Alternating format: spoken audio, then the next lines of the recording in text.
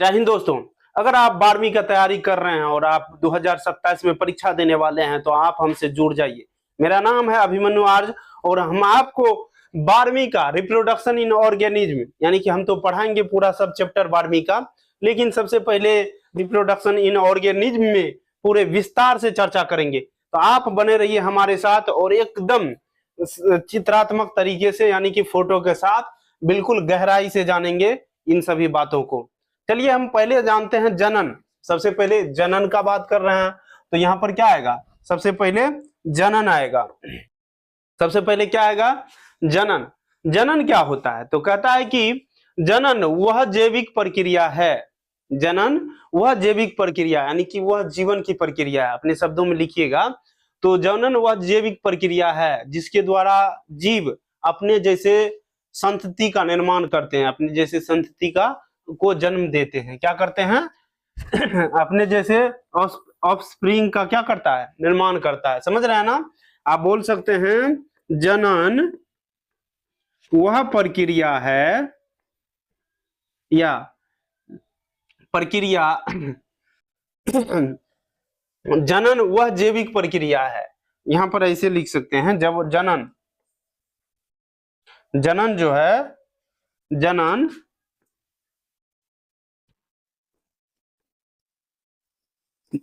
जीवन, जनन जीवन की वह प्रक्रिया है जिसके द्वारा जीव अपने जैसे नए संतति को क्या करता है? जन्म देता है। उसे क्या कहते हैं? जनन कहते हैं। यानी कि जनन का डेफिनेशन पूरे याद कर लीजिए, याद कर लीजिए। देख लो बेटा, याद कर लो इनको कि मतलब जनन वह प्रक्रिया है जिसके द्वारा जीव अपने जैसे संतति का निर्माण करते हैं। बोले मेरे साथ, जनन वह प्रक्रिया है जो कि क्या करता है? मतलब अपने जैसे संतति को जन्म देता है।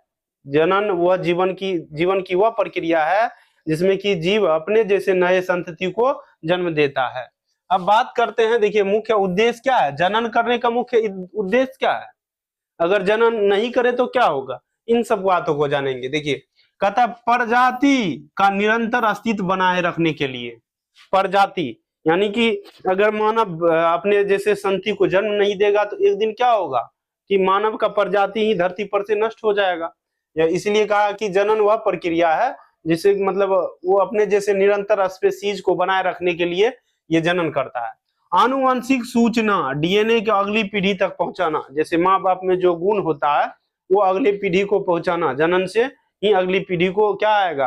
वह गुण आएगा उस बच्चे में। कहता है विकास इवोल्यूशन के लिए विविधता उत्पन्न करना मुख्यतः लैंगिक जनन में है। जैसे पहले देखते होंगे, अभी हाल फिलहाल में देखिए कि पहले का बच्चा देखिए थोड़ा उसका मुंह अच्छा नहीं लग रहा है। अब देखिए जैसा लगता है कि एकदम बनावट जो है ना चेहरा का, मतलब सब जो भी बच्चे का जन्म होता है ना वो बिल्कुल खूबसूरत होता है। पिछले देखेंगे, पिछले जैसे लोगों को उसका मुंह का चेहरा अच्छा नहीं होता है, माँ बाप भी नहीं होता है उसका वैसा, तब पर भी अभी क्या हो रहा है? मुंह का मुखरा जो होता है ना, चेहरा एकदम खूबसूरत सब बच्चे अब जन्म लेता है। मतलब समझ रहे हैं ना? इसी को कहा जाता है इवोल्यूशन, यानी कि अपने जैसे संतति को तो जन्म दे रहा है लेकिन नए इवोल्यूशन हो के उसके चेहरे में बदलाव हो रहा है और सुंदर होते जा रहा है बच्चा। नहीं तो क्या होता है? जनन किस तरह से होता है? तो क्या होता है, जैसे माता पिता सब जीव में होता है नर और मादा। जैसे नर युग्मक का क्या होता है? स्पर्म होता है। नर युग्मक का क्या होता है? नर यानी कि पुरुष का क्या होता है? स्पर्म। और मादा का क्या होता है? एग मिलके, यानी कि मादा युग्मक यानी कि एग मिलके युग्मनज यानी कि जैगोट का निर्माण करते हैं। फिर जैगोट ये क्या बनता है? धीरे धीरे ऑफस्प्रिंग, यानी कि ऑफस्प्रिंग के रूप में क्या होता है कि वो पलने लगता है। फिर उसके बाद नए प्रजाति का धरती पर क्या होता है? अस्तित्व आता है। समझ गए होंगे कि ये क्या है, कि जनन क्या है? समझ गए होंगे ना? कहता है कि जनन जो होता है ना ये जीवन के लिए आवश्यक नहीं है लेकिन प्रजाति के लिए आवश्यक है। आप जनन नहीं करेंगे तो भी जिंदा रहेंगे लेकिन आपका प्रजाति क्या हो जाएगा? लुप्त हो जाएगा। इसलिए जनन जीवन के लिए आवश्यक नहीं है लेकिन प्रजाति के लिए आवश्यक है। चलिए आगे बढ़ते हैं। क्या सभी जीव जनन करते हैं? तो देखिए कुछ ऐसे जीव होते हैं कि जो जन्म नहीं कर पाते हैं, जैसे खच्चर हो गया। खच्चर क्या होता है? बांझ होता है, स्टेराइल होता है। जो ये जो खच्चर होते हैं ना, जैसे गधा और घोड़ा के मेल से जो होता है ना, वो क्या होता है? खच्चर का जन्म होता है। और खच्चर क्या होता है? बांझ होता है, यानी कि वो फिर से संतान उत्पन्न नहीं कर सकता है। उसी तरह कुछ ऐसे जीव है, जैसे कार्यकर्ता मधुमक्खी, वर्कर बी। मधुमक्खी जो होता है, मधुमक्खी के छाते में एक रानी मधुमक्खी होती है, जो कि पूरे छत्ते का मतलब क्या करता है, उस वही अंडे देती है सिर्फ। और नर जो होता है ना, नर मधुमक्खी, वो लगभग 100-200 होता है उस छाते में। वो क्या करता है? सिर्फ सेक्स करने का काम करता है, और उससे क्या होता है कि रानी मधुमक्खी अंडे देती है। और क्या होता है कि ये वर्कर बी जो होता है, ये 1000-2000 की संख्या में, यानी कि जितने बड़ा छाता है, 1000-2000-5000, उतने बड़े संख्या में वर्कर बी होता है। और वर्कर बी कभी अपने बच्चे को जन्म नहीं दे पाता है। समझ रहे हैं ना? वर्कर भी अपने बच्चे को कभी जन्म नहीं देता है। समझ रहे हैं ना? जैसे बांझ मनुष्य, ये भी क्या हो जाता है कि यानी कि किसी कारणवश गर्भाशय में खराबी या और कोई भी कारणवश के साथ क्या होता है, अपने जैसे मनुष्य ये अपने जैसे बच्चे को जन्म नहीं दे पाता है। तो ये सब क्या हो गया, यानी कि ये मतलब नहीं है कि वो जीव नहीं है। तो जीव का ये मतलब नहीं होता है कि वो जनन करेगा ही। कुछ ऐसे जीव हो जाते हैं कि वो जनन नहीं कर पाते हैं। कहता है किसी जीव का जनन न कर पाना यह सिद्ध नहीं करता है कि वह जीवित नहीं है। ये सिद्ध कर पाएगा कि वह जीवित नहीं है? समझ गए होंगे। ये जैसे मनुष्य में, कुछ मनुष्यों में शारीरिक हार्मोनल कारण से उत्पन्न हो जाता है, मतलब वो अपने जैसे बच्चे को जन्म नहीं दे पाता है। समझ गए होंगे। तो आगे बढ़ते हैं। जनन क्यों आवश्यक है? ये तो हम पहले वाला स्लाइड में बताया। जनन क्यों आवश्यक है? कहता है प्रजाति का संरक्षण के लिए। कहता है जनन से नई संतानें उत्पन्न होती है, जिससे प्रजाति का निरंतर अस्तित्व बना रहता है। नई संतान उत्पन्न होती है और उसका प्रजाति, जैसे मनुष्य का प्रजाति निरंतर बने रहेगा धरती पर जब तक जन्म देते रहेंगे मनुष्य। उसी तरह और भी है, हिरन है, बहुत सारा जीव है धरती पर जो कि अपने जैसे मतलब बच्चे को जन्म देता है, जिसके कारण उसकी प्रजाति अभी तक क्या होता है, निरंतर बने रह रहा है धरती पर। अब डीएनए का स्थानांतरण, कहता है जनन द्वारा माता पिता की आनुवांशिक गुण जाता है उस बच्चे में, यानी कि माता पिता का जिस तरह से व्यवहार होता है बहुत हद तक अपने बच्चे में उसका गुण जाता है। समझ रहे हैं ना? नई पीढ़ी का निर्माण, कहता है जनन से नई पीढ़ी का निर्माण होता है। जनन से क्या होता है? नई पीढ़ी का निर्माण होता है। जनन से नई पीढ़ी का निर्माण होता है। आनुवांशिक विविधता होती है। आनुवांशिक अगर जन्म देता है, लैंगिक जनन से संतानों में आनुवांशिक विविधता उत्पन्न होती है। लैंगिक जनन क्या है, अलैंगिक जनन क्या है, ये सब का हम विस्तार से चर्चा करेंगे आगे, ठीक है ना। अभी जानिए कि लैंगिक जनन में क्या होता है, यानी कि कभी देखे हैं कि मतलब चेहरा मिलता जुलता हुआ, भगवान इस तरह से बनाया है कि सबका नक्शा क्या होता है, चेहरा, वो प्रकृति ने इस तरह से निर्माण किया है कि सबका चेहरा अलग अलग निर्माण होता है। वो आनुवंशिक विविधता का कारण होता है, ठीक है ना। प्राकृतिक चयन क्या होता है कि विविधता के कारण पर्यावरण के अनुकूल जीवित रह पाते हैं। विविधता है शरीर में, यानी कि जहां पर रहते हैं हम लोग उसी तरह ढल जाते हैं। अगर गर्मी वाला प्रदेश में रहते हैं तो धीरे धीरे हमारा शरीर क्या होता है, वो गर्मी को एडेप्टेशन कर लेता है। यानी कि जैसे राजस्थान जैसे शहर में रहेंगे, राजस्थान जैसे स्टेट में रहेंगे तो वहाँ क्या होता है, गर्मी को हमारा शरीर एडेप्टेशन कर लेता है। वहाँ के लोग को पूछेंगे गर्मी लगता है तो उसको बहुत ही, आप जाइएगा अगर ठंडे प्रदेश में रह रहे हैं, आप जाइएगा राजस्थान तो आपको बहुत गर्मी लगेगा, लेकिन वहाँ के लोगों वो क्या कर लिया, एडेप्ट कर लिया है उनके। उसी तरह कुछ ऐसे जैसे होता है ठंडे वातावरण में मोटी चर्बी वाला क्या होता है, वो भालू होता है, ठीक है ना। वो उसको अगर आप जंगल में छोड़ दीजिएगा तो क्या होगा, मर जाएगा, नहीं मर जाएगा। यानी कि अनुकूलन, एडेप्टेशन कर लेता है। विविधता और चयन की प्रक्रिया से जीव पर्यावरण के अनुसार ढल जाता है, खुद को क्या कर लेते हैं, ढाल लेते हैं। समझ गए होंगे। जैसे ठंडा वातावरण में ऊंट रेगिस्तान में रह सकता है, हालांकि ये तो सभी जगह रह पाएगा, लेकिन आप जाके रेगिस्तान में नहीं जी पाएंगे, क्योंकि ऊंट क्या होता है, ऊंट क्या होता है कि ये मतलब जो होता है कई दिनों तक बिना पानी पिए रह सकता है, इसलिए ऊंट रेगिस्तान के लिए आवश्यक है। जैसे ये कैक्टस का पौधा होता है, कैक्टस के पौधा को बहुत कम पानी होता है, कम पानी की जरूरत होती है, वो वहां पर क्या कर लेता है। अगर कोई और सा वृक्ष को रोप देंगे, जाकर के धान लगा देंगे, कभी होगा वहां पे, और कोई वृक्ष जिसको पानी बहुत ज्यादा मात्रा में चाहिए वहां पर लगा देंगे तो नहीं रह पाएगा। और धीरे धीरे वो अपने गुण को ढाल लेता है, ठीक है ना। वो भी ऐसा एक दिन आएगा कि वो भी वहां पर जन्म लेने लगेगा, वो भी कम पानी पीने के लिए सीख जाएगा। समझ रहे हैं ना। अब आइए चलते हैं, महत्वपूर्ण शब्दावली है ये, महत्वपूर्ण शब्दावली शब्दावली जनन तो हम बताए कि जीव अपने समान नए संतति का निर्माण करते हैं। संतान क्या होता है, तो मतलब माता पिता से उत्पन्न नई पीढ़ी को क्या कहते हैं, संतान कहते हैं। प्रजाति क्या कहते हैं, ऐसे जीव का समूह जो आपस में प्रजनन कर अपने जैसे संतान का उत्पन्न करता है, यानी कि एक प्रजाति प्रजाति हो गया, जैसे सिंह का प्रजाति हो गया, सिंह का, हिरण का प्रजाति, हाथी का प्रजाति, मनुष्य का प्रजाति, ये सब क्या हो गया, एक प्रजाति हो गया, यानी कि एक जाति के जीव हो गया प्रजाति। आनुवंशिक पदार्थ, आनुवंशिक पदार्थ मतलब डीएनए। डीएनए क्या, जीव का आनुवंशिक जानकारी डीएनए को जो नियंत्रित करती है, मतलब जो गुणों को नियंत्रित करती है, यानी कि हम बताए इससे पहले भी, यानी कि मनुष्य का जो होता है ना, माता पिता का गुण थोड़ा थोड़ा क्या होता है, बच्चे में जाता है।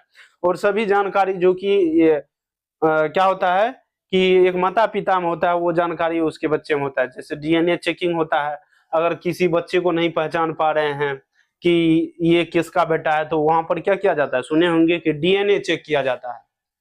संपूर्ण आनुवंशिक सामग्री, मतलब किसी जीव की संपूर्ण आनुवंशिक सामग्री, यानी कि बिल्कुल ये किसी जीव की संपूर्ण जानकारी, यानी कि किस तरह से चेहरा होगा, किस तरह से उसका पैर होगा, कितना बड़ा होगा, कितना ऊंचा होगा, ये यानी कि ये मतलब जीनोम में ये सब जानकारी होता है। नहीं कि मतलब फोटो करने वाला एक चीज होता है, समझ लो कि वो जीनोम में सब चीज संग्रहित होता है।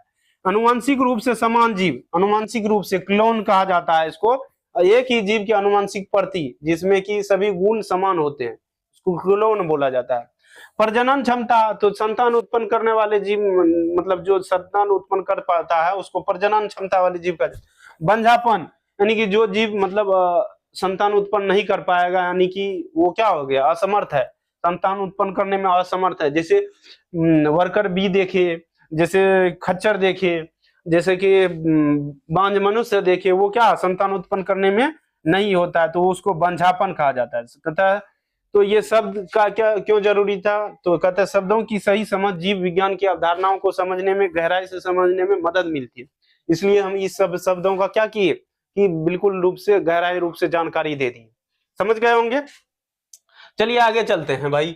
अब देखो एनसीईआरटी की महत्वपूर्ण पंक्तियां ले लिए हैं, जिसमें कि आपको कहीं भी नहीं छूटे। और नीट से कंसेप्ट का जो है ना, मतलब आप नीट परीक्षा दीजिए, जो भी परीक्षा दीजिए, ये अगर वीडियो को देख लेते हैं तो आप क्या हो जाएंगे, एकदम ट्रेंड हो जाएंगे, और आप कोई भी एग्जाम का तैयारी कर सकते हैं, बैठ सकते हैं कोई भी एग्जाम में। कहता है जनन जीव के अस्तित्व के लिए नहीं बल्कि प्रजाति के अस्तित्व के लिए आवश्यक है। जनन मतलब जीव के लिए नहीं आवश्यक है। मान के चलिए कोई मनुष्य अगर अपने जैसे संतान को जन्म नहीं देगा तो वो जीव नहीं कहलाएगा क्या, जीव कहलाएगा, जीवन उसका चलता रहेगा, लेकिन उसका प्रजाति नष्ट हो जाएगा, उसका फिर पुत्र नहीं होगा आगे, तो प्रजाति है। पूरे मनुष्य अगर बच्चे को जन्म देना छोड़ देंगे तो क्या हो जाएगा, मनुष्य का प्रजाति नष्ट हो जाएगा। जैसे अगर हाथी या हिरण कोई अपने जैसे बच्चे को जन्म देना छोड़ देंगे तो अगला पीढ़ी, अगला प्रजाति इसका नष्ट हो जाएगा। समझ रहे होंगे ना। सभी जीवों का जीवन काल समान नहीं होता है, ये कितना किसका जीवन काल होता है ये आगे बताएंगे हम, ठीक है ना। प्रत्येक जीव अपने जीवन काल के किसी विशेष चरण में ही क्या करता है, प्रजनन करता है। प्रत्येक जीव अपने जीवन काल में मतलब एक विशेष जन्म, जैसे यंग में मनुष्य जन्म देता है, ठीक है ना, बच्चे को जन्म देता है, उसके बाद क्या हो जाता है, जैसे औरत में 40-45 वर्ष के बाद वो क्या होता है, जन्म देने के। लेकिन पुरुष कभी भी मतलब वो जन्म देने के लिए सेक्स के साथ जो है ना, उसका क्या हो सकता है, वो बच्चे को जन्म दे सकता है, पुरुष का पूरे जीवन भर, ठीक है। लेकिन मनुष्य औरत जो होता है वो 40 से 45 वर्ष उसका एज होता है, जो कि वो उम्र खत्म हो जाता है। आप देखो जीवन व्यक्तिगत जीव से संबंधित है, लेकिन जनन जो होता है ना पूरे प्रजाति से संबंधित है, ठीक है ना। जीवन के लिए क्या है, आवश्यक है, जीव के लिए मतलब जनन ये आवश्यक नहीं है। कहता है जन्म से मृत्यु तक को जीवन कहा जाता है, केवल प्रजनन अवस्था में ही ये जनन कर पाता है कोई चीज। समझ गए होंगे इस सब चीज को। आगे चलते हैं हम क्या बात करते हैं, जीवन की विशेषताएं। अब जीवन की क्या पढ़ते हैं, विशेषताएं। जीवन की विशेषताएं क्या है, तो कहता है जीव का आकार, वजन और कोशिकाओं की संख्या में वृद्धि होना क्या कहलाता है, वृद्धि कहलाता है। वृद्धि क्या कहते हैं, कहता है जीव का आकार, वजन और कोशिकाओं की संख्या में वृद्धि होना को ही क्या कहते हैं, वृद्धि कहते हैं। जनन तो पढ़वे किए, जीव अपने समान नई संतानों का निर्माण करते हैं जिससे उनकी प्रजाति निरंतर अस्तित्व बना रहता है। ये 2-3 बार फिर से वही बात को पढ़ लेंगे ना, आपको मतलब वही बात सब शब्द आया है ये सब, लेकिन फिर से पढ़ लेंगे तो बिल्कुल याद ही हो जाएगा आपको, इसीलिए हम इतना कर रहे हैं। उपापचय क्या होता है, मेटाबॉलिज्म कहता है जीव के शरीर में होने वाली समस्त रासायनिक अभिक्रियाएं। आप जो है ना इस वीडियो को पोज करके भी जो जो महत्वपूर्ण चीज है सब चीज को लिखते जाइए, नोट करते जाइए, ठीक है ना, तो ये आपके लिए अच्छा रहेगा। अभिक्रियाएं उपापचय कहलाती है, ये जीवन को बनाए रखने के लिए क्या है, आवश्यक है। समझ गए होंगे। अनुकूलन क्या है, तो मतलब जीव अपने वातावरण के अनुसार चीज को ढाल लेता है, ये बताया। उद्दीपन के प्रति प्रतिक्रिया कहता है जीव बाहरी या आंतरिक उद्दीपनों को अनुभव करके उनके प्रति प्रतिक्रिया करते हैं। जैसे प्रकाश की ओर क्या होता है कि प्रकाश की ओर पौधे का बढ़ना क्या कहता है, आंतरिक और बाहरी उद्दीपनों को अनुभव करके वो प्रतिक्रिया करते हैं। जैसे आप अगर पूरे अंधेरे में लगा देंगे ना पेड़ को, कोई पौधा को, तो जिधर से प्रकाश आ रहा है उसी ओर वो बढ़ने लगता है, समझ रहे हैं। जैसे छुई का पौधा को आप टच कीजिएगा ना तो वो मुरझा जाता है, देखिएगा। विकास समय के साथ जीवों में होने वाले परिवर्तन और उन परिवर्तनों से नई प्रजाति के निर्माण को विकास कहते हैं।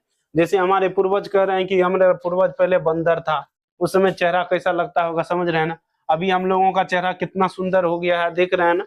इसी को कहा जाता है इवोल्यूशन, धीरे धीरे क्या होता है, विकास होता है, समझ गए कि नहीं। अब देखिए एक चीज महत्वपूर्ण है, वायरस जो है ना जीवित और निर्जीव दोनों का गुण प्रदर्शित करता है। वायरस को आज तक कोई वैज्ञानिक ये नहीं मान सका कि ये जीवित है कि निर्जीव, यानी कि ये दोनों गुण प्रदर्शित करता है। जीवित गुण क्या होता है, प्रजनन करता है और केवल मेजबान कोशिका के अंदर। और निर्जीव गुण क्या होता है, कोशिका संरचना नहीं होती है, स्वयं भोजन नहीं करता है। कोशिका संरचना उसमें नहीं होता है वायरस में, जो कि निर्जीव जो गुण स्पष्ट करता है वो उसमें कोशिका संरचना नहीं होता है। लेकिन जीवित गुण जिस ये वायरस में होता है वो क्या होता है, प्रजनन करता है केवल मेजबान कोशिका के अंदर, केवल मेजबान कोशिका के अंदर, ठीक है, जो बाहर से आता है कोशिका। समझ गए होंगे। तो ये और सब बातें हम अगली वीडियो में, अगर आप लोग क्या करते हैं कि हम शायद क्या किए कि इस स्लाइड में आपको लिखने का मौका नहीं दिए, तो अब क्या करेंगे, हम बगल हट जाएंगे, आपको लिखने के लिए बगल हट जाएंगे, या पॉज करके अगले बगल से लिख सकते हैं। या अगर आप चाहते हैं कि ये सब का पीडीएफ चाहिए तो हम आपको पीडीएफ भेज देंगे, ठीक है ना। आप इससे नोट्स बना लीजिएगा, पीडीएफ भेज देंगे। आप हम आपको कमेंट बॉक्स में व्हाट्सएप का लिंक दे देंगे या इंस्टा का टेलीग्राम का लिंक दे देंगे, यूट्यूब के कमेंट बॉक्स में डिस्क्रिप्शन में लिंक दे देंगे। आप उससे क्या करिएगा, वहां पे हमारे टेलीग्राम चैनल पे आके टेलीग्राम से जुड़ के हमसे आप कहिएगा हमको पीडीएफ चाहिए तो हम आपको पीडीएफ दे देंगे। अगर यह वीडियो अच्छा लगा तो आप अपने दोस्त के साथ शेयर कीजिए, कमेंट में बताइए कि नेक्स्ट पार्ट चाहिए तो हम आपको नेक्स्ट पार्ट जरूर बना के देंगे, ठीक है ना। अभी क्या है कि हम अभी जो है मोबाइल कैमरा से ही काम कर रहे हैं, कैमरा आने वाला है कुछ दिन में, तो 2-3 महीने के बाद आप लोग के लिए क्या करेंगे कि डायरेक्ट लाइव आएंगे और डायरेक्ट लाइव बताएंगे। आप तभी कुछ पूछिएगा तभी हम बताएंगे।